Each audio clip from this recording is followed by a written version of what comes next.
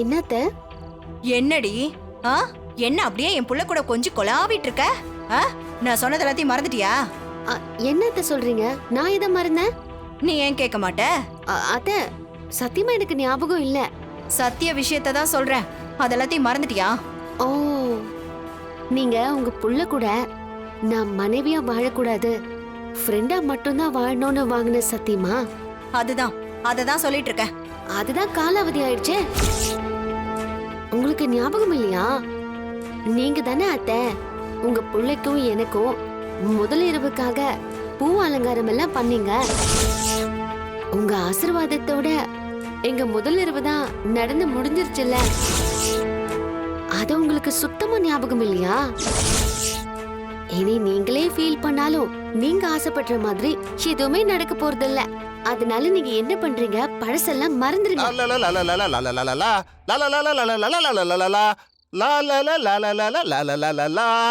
என்ன மருமகளே, நீ இங்கதான் இருக்கியா?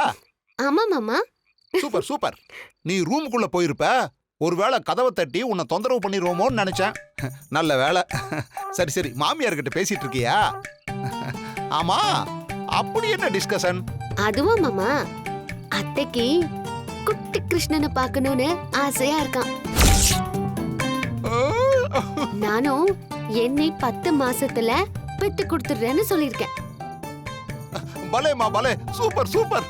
ஆமா, என்ன மாமா கொண்டு வந்திருக்கீங்க? அம்மாடி, பேரிச்சம்பழம், அத்திப்பழம், பல வகை பருப்புகள் எல்லாம் போட்டு திக்கான பால்ல ஒரு ஷேக் வாங்கியிருக்கேன். அதோட ரெட்டை வாழைப்பழம். கடை கடையா ஏறி இறங்கி இந்த ரெட்டை வாழைப்பழத்தை தேடி வாங்கிட்டு வந்திருக்கேன். ரெட்டை பழமா? ஆமாமா, குட்டி கிருஷ்ண ஒருத்தனை பெத்து கொடுத்துட்டேன்னு வச்சுக்கோ, அவனை யாரு தூக்கி கொஞ்சறதுன்னு எங்களுக்குள்ள போட்டி வந்துரும்.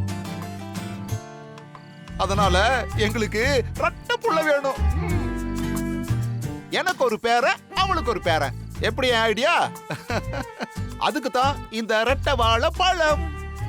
இத சாப்பிட்டா ரெட்டை புள்ள பிறக்குமா? அது மட்டும் இல்லாம குழந்தை ஆரோக்கியமா பிறக்கணும்ல, அதுக்கு தான் இந்த பாதாம் பேரீச்சை ஷேக்.